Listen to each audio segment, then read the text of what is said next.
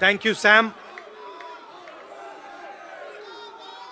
I'd like to welcome everybody, starting with Namaskar, starting with Sam Petroda ji, Aarti Krishna ji, Mohinder Singh ji, George Abraham ji, Pradeep Samla ji, Bhullar ji, Gurdev Haier ji, leaders on the dais, and dear members of IOC,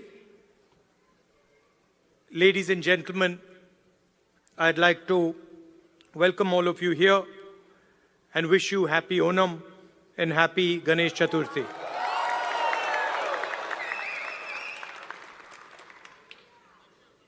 I was listening to Mohinder ji's speech, and he was describing in detail what the job of the leader of the opposition is. He said, opposing the government in parliament. He said, not letting them run a dictatorship. And he gave a list of 3 or 4 things that define what a leader of opposition is supposed to do. This is true. One can say that those are all elements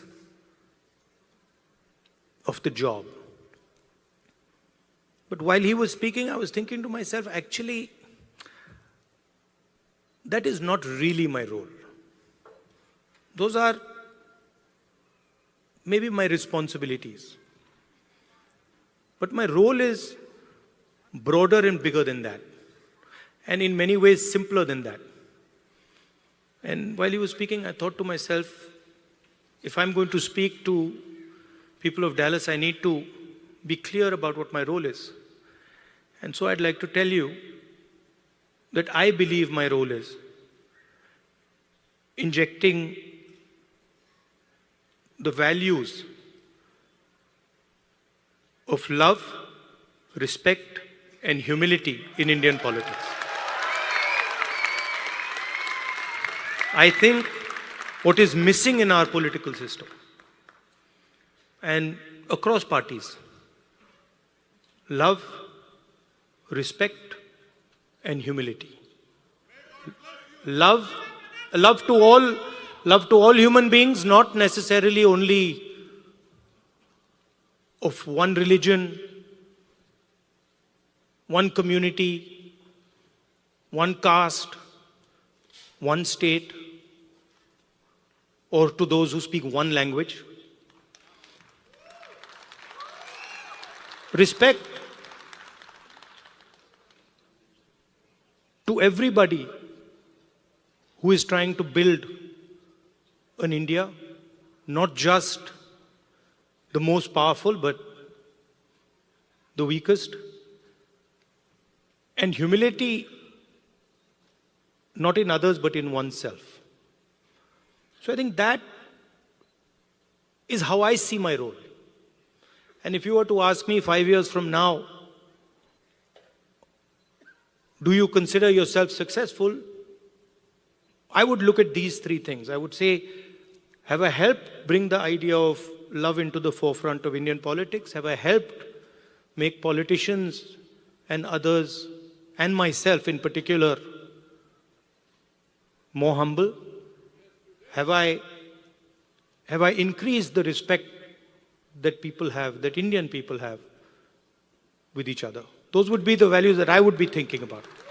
Of course, what Mohinder ji said would also form part of my work.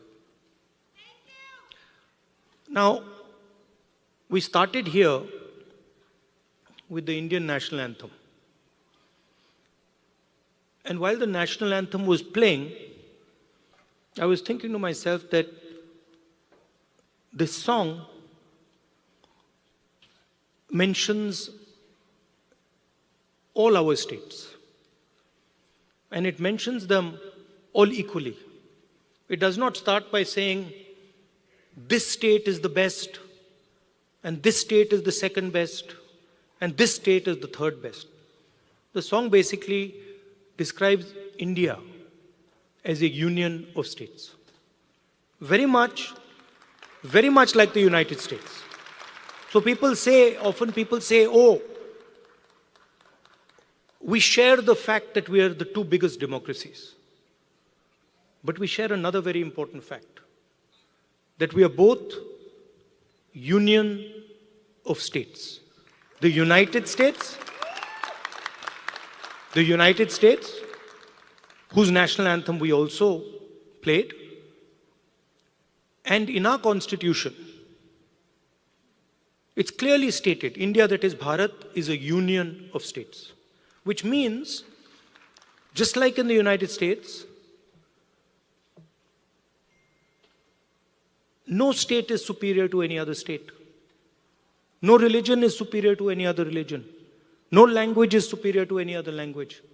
My brother who's wearing a turban there deserves the same respect as somebody who doesn't wear a turban. We cannot say, look, we don't like him because he wears a turban, and we like him because he doesn't wear a turban. Or, he speaks Tamil, so we don't like him. And he speaks Hindi, so we like him. Or, he speaks Malayalam, so we don't like him. Right?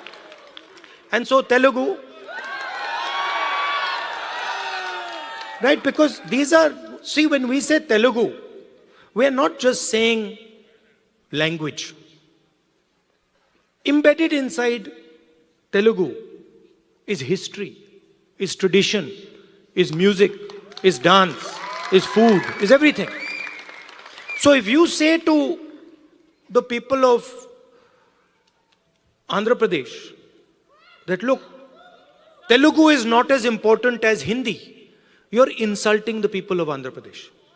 Because you're saying to them that your history is not important, your tradition is not important, your food is not important, your music is not important, your forefathers are not important. And this is the simple battle that is being fought in India. The RSS believes that India is one idea. And we believe that India is a multiplicity of ideas. And we believe, by the way, very much like the United States, we believe that everybody should be allowed to participate. We believe that everybody should be allowed to dream. Everybody should be given space, regardless of their caste, language, religion, tradition, history. This is the fight. And the fight was crystallized in the election, when millions of people in India clearly understood that the Prime Minister of India is attacking the Constitution of India. Because what I am saying to you, union of states, respect to languages, respect to religions, respect to traditions, respect to castes, this is all in the Constitution. Every single word that I have said to you is in the Constitution. The foundation of modern India is the Constitution.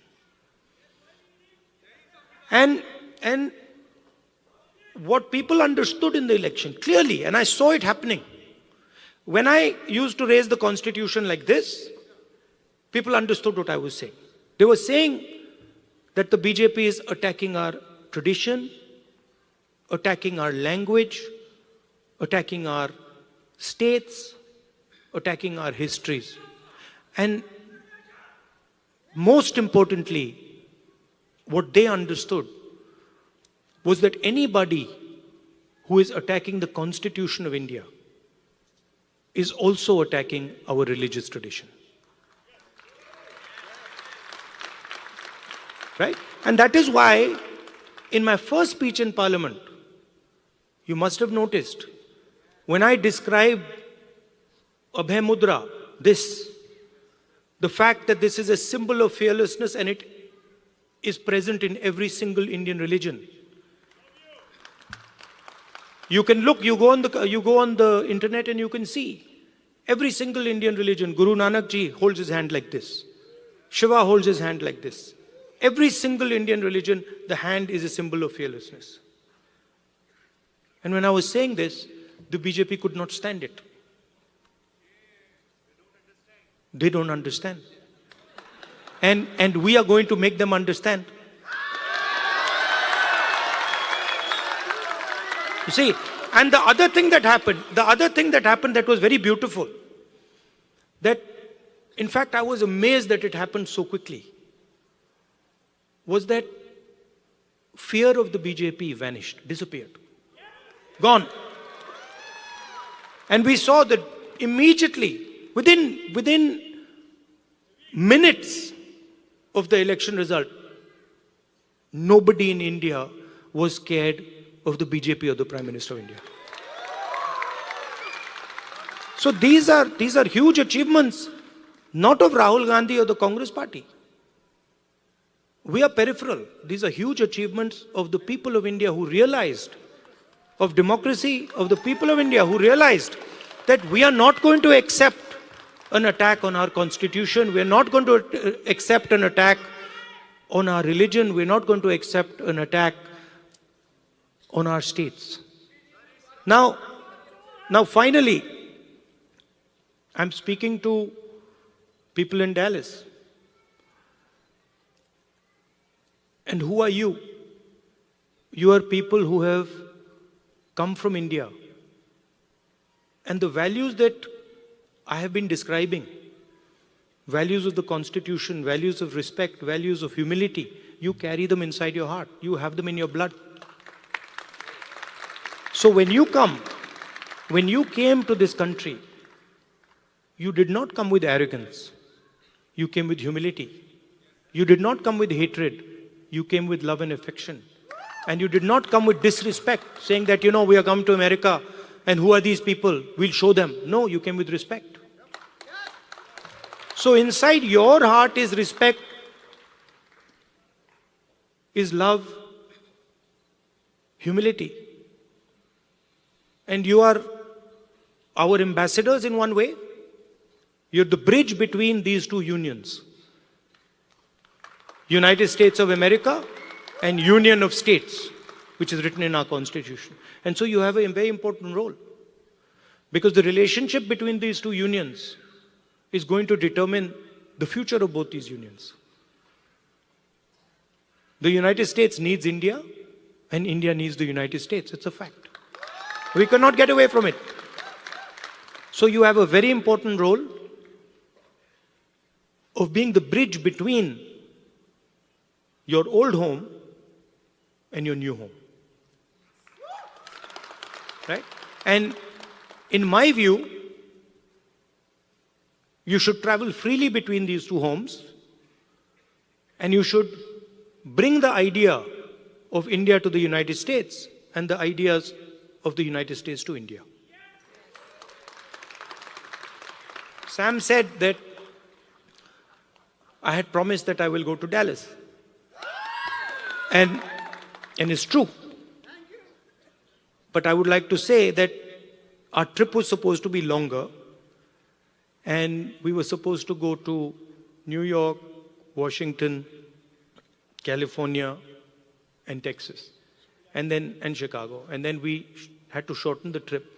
And so I told Sam, look, I have promised the people of Dallas, so we have to go to Dallas.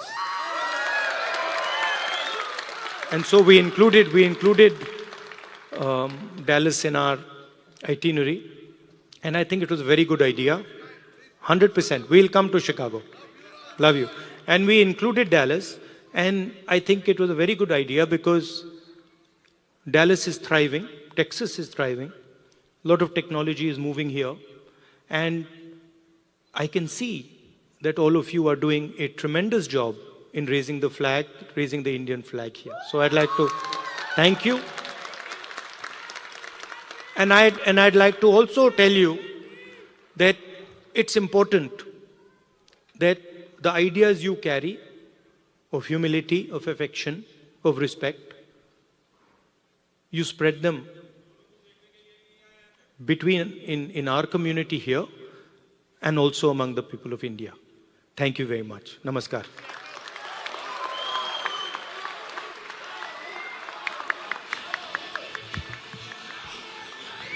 Wow, what an inspirational speech, right? What was your take home point? There was something, three main things that he told us to keep and take home point. What is it? Three things: love, respect, and humility. So that's our take home point. And